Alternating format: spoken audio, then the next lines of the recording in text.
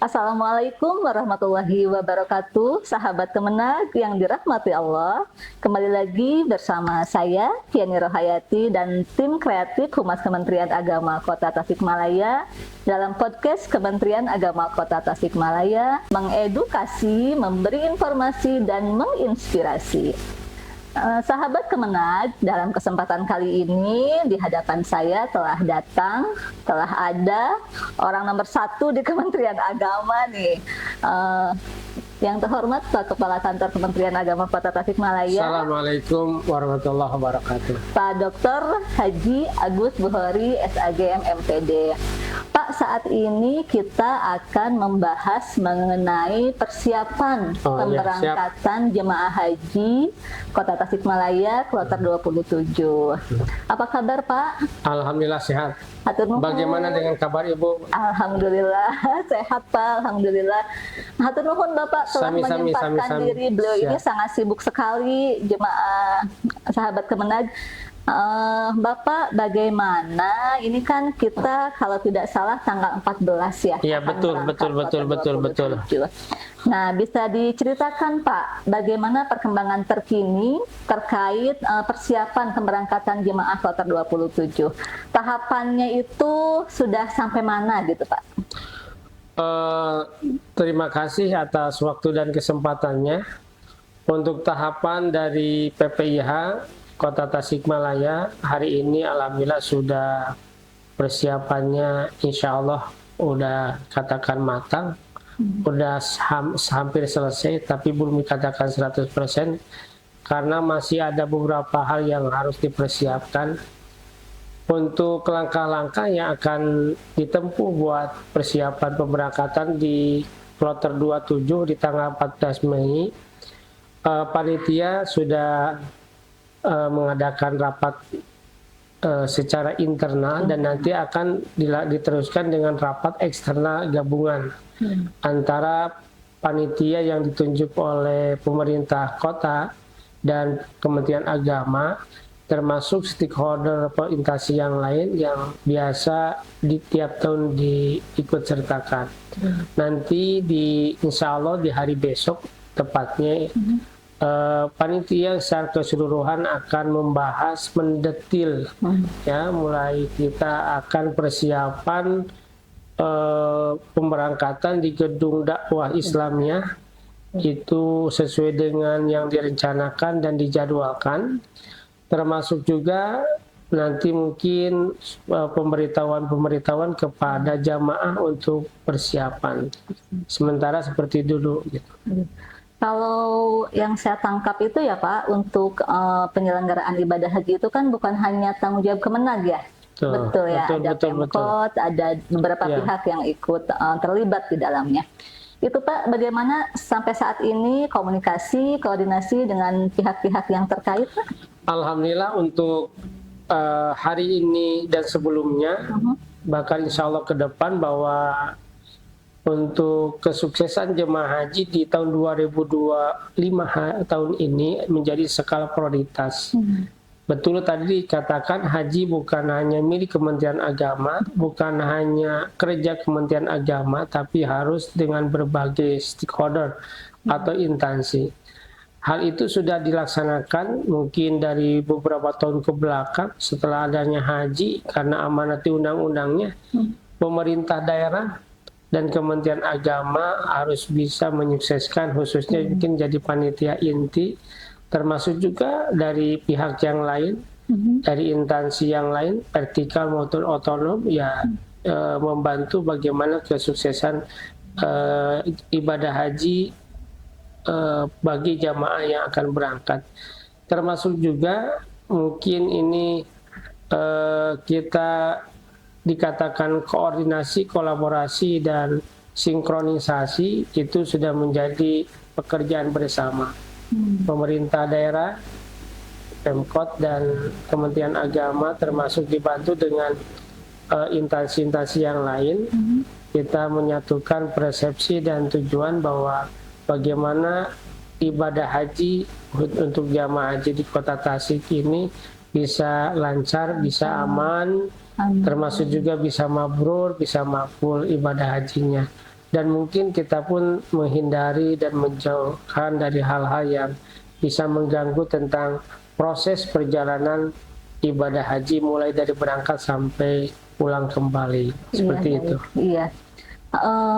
Kalau tidak salah ini Pak, saya mendapat kabar-kabar angin yang menggembirakan bagi jemaah haji.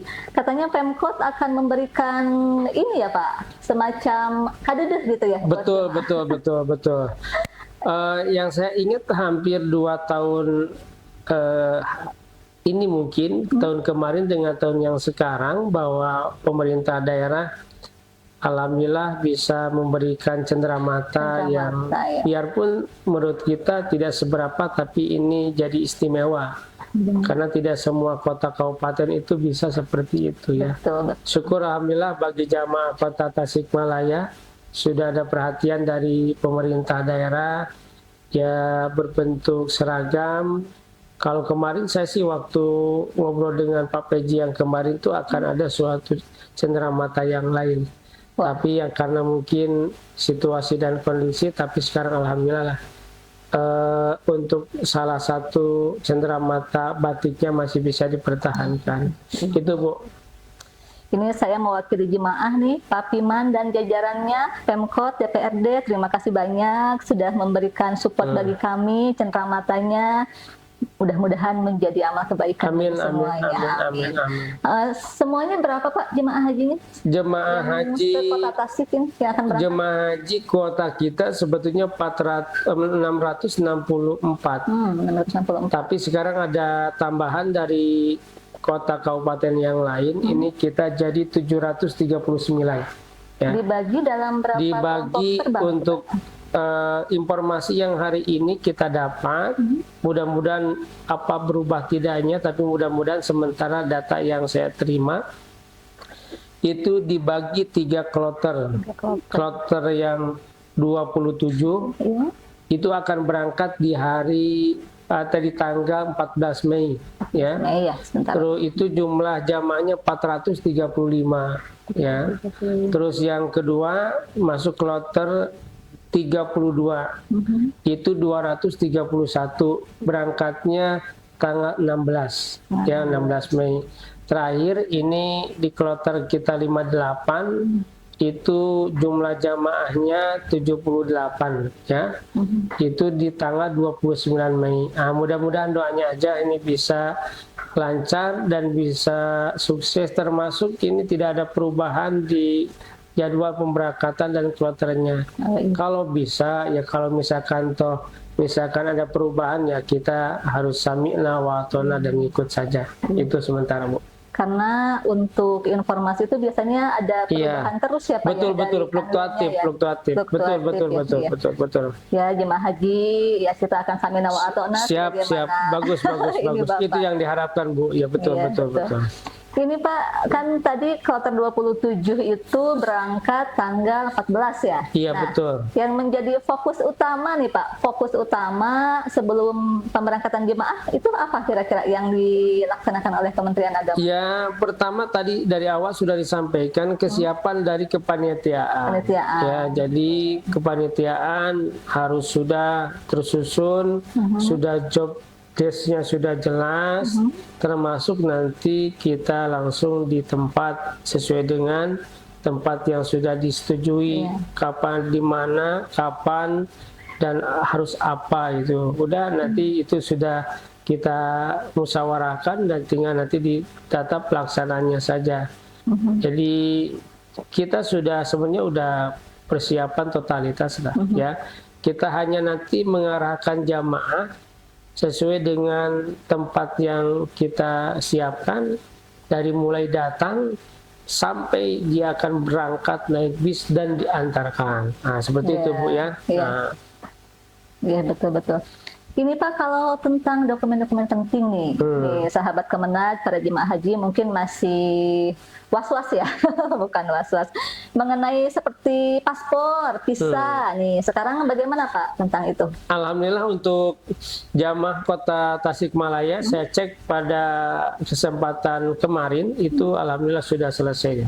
Termasuk manifestnya juga sudah selesai. Alhamdulillah. Kita untuk dokumen yang akan dibawa itu sudah semuanya ada petugas yang membawa. Jadi nanti jamaah nanti akan dibagikan nanti di posisi di bandara di embarkasi ya. Jadi dari sini itu oleh petugas dan nanti oleh petugas dibagikan di sana. Karena kenapa tidak di sini? Takut nanti hilang, takut nanti tercecer, takut nanti ada hal yang lain.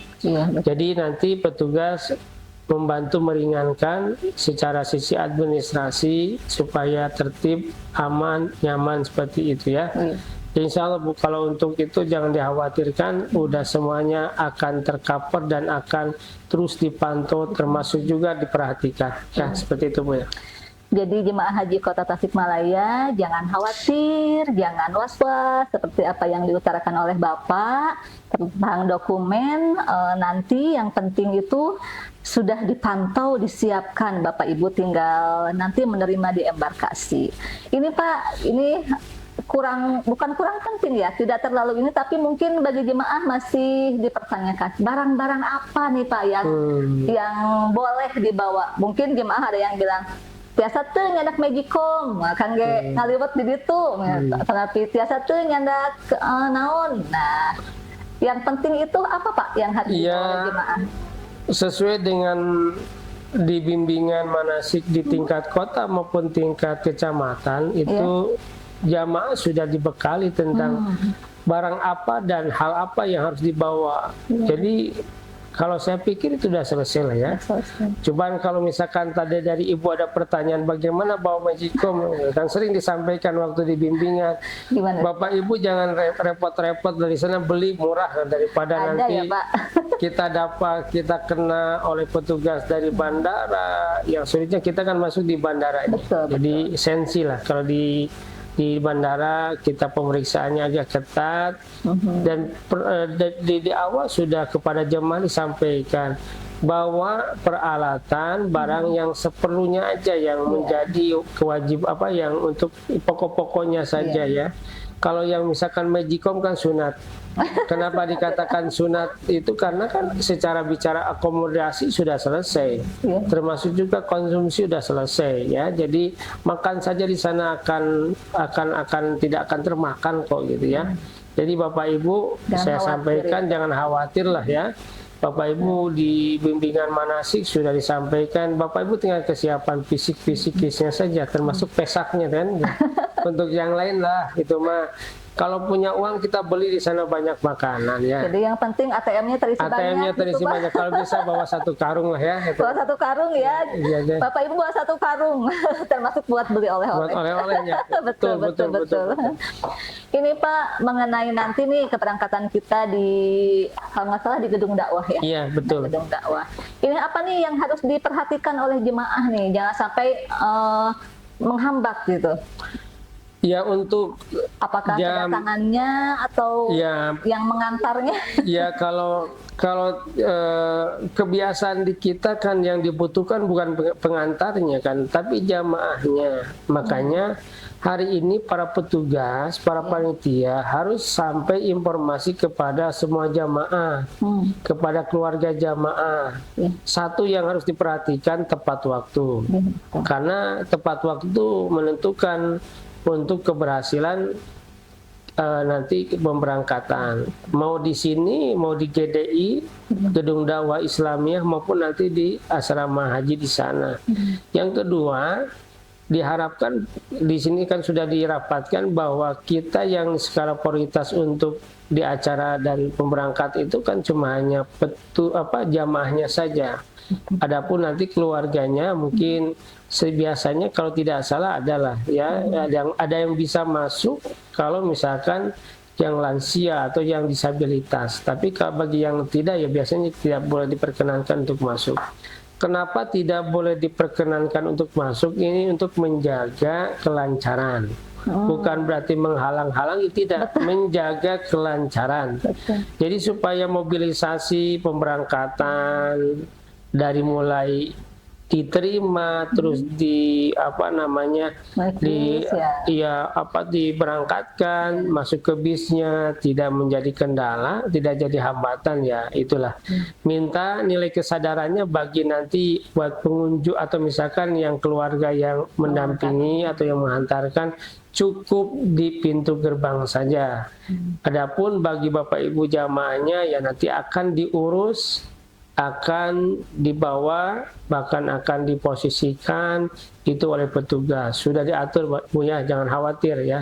Yang penting saling pengertiannya saja. Itu Bu ya. Iya. Sekali lagi, jadi sahabat Kemenag, jika nanti pas pemberangkatan panitia itu ada semacam membatasi ruang gerak pengantar untuk masuk ke gedung dakwah, itu bukan apa-apa, demi kenyamanan Bapak Ibu jemaahnya juga dan demi lancarnya kegiatan, begitu ya Pak? Betul. Itu yang diharapkan, betul. Ya. Jadi keluarga mohon untuk percaya saja sama kami, insya Allah kami akan mengurus, memperhatikan jemaah haji asal Kota Tasikmalaya. Ini terakhir Pak, terakhir. Siap, silakan. Bapak silakan beri motivasi nih Pak, beri pesan yang ini buat jemaah haji Kota Tasikmalaya yang sebentar lagi. Iya siap. Bapak Ibu bagi jamaah Kota Tasikmalaya, saya harapkan ya mohon berpegang teguhlah kepada perintah para petugas ya, karena nanti petugas itu akan menghantarkan, membimbing, membina, merawat, memperhatikan Bapak Ibu. Setiap kita dari awal sampai setiap jamaah, dari mulai berangkat sampai nanti pulang kembali, mohon kuncinya perintah taat akan para panitia. Di sana ada panitia, itu ada petugas ya, ada petugas PPIH. Ya, termasuk ada karom di dalamnya. Insya Allah pengalaman saya seperti itu. Termasuk juga mohon untuk saling bekerja sama, ya, saling menitipkan semua jamaah haji, ya. Jangan sampai ada cerita saling yang membiarkan, jangan ya. Jadi kebersamaan itu harus dari mulai berangkat sampai kembali ke pangkuan Ibu Pertiwi, ya itu saja ya. Iya. Jadi sebagaimana pesan Pak Kepala Kantor barusan, Bapak Ibu jemaah haji asal Kota Tasikmalaya, kunci utama kata Bapak itu adalah mentaati anjuran atau instruksi dari petugas haji. Nanti ada dokter, ada ketua kloter, ada pembimbing ibadah. Nah itu kuncinya itu taat saja pada mereka. Yang kedua itu kemudian saling menjaga, saling peduli. Karena mungkin kalau udah di sana saudara ya betul, Pak. Betul. Kebersamaannya diperkuat, kejamaahannya diperkuat. Yang ketiga, jangan lupa untuk menjaga nama baik Kota Tasikmalaya. Jadi jemaah yang tertib, tunjukkan pada dunia bahwa kita itu jemaah yang terbaik. Terima kasih Bapak. Siap. Makasih, sama-sama makasih. Siap. Ya. Kita doakan Pak, semoga jemaah haji yang akan berangkat itu mudah-mudahan semuanya sehat, perjalanannya lancar, bisa menjalankan ibadah dengan sempurna, betul. membawa haji mabrur dan mabrur. Amin. Sahabat Kemenag, demikian podcast kita kali ini. Silahkan komen di bawah. Terima kasih. Ya, terima kasih. Saya sudah bisa bersua-ngobrol bareng dengan Ibu dan termasuk para pendengar semuanya. Ya, terima kasih. Terima kasih banyak Bapak. Siap, Ma. Ya, silahkan komen di bawah untuk topik-topik selanjutnya. Assalamualaikum warahmatullahi wabarakatuh.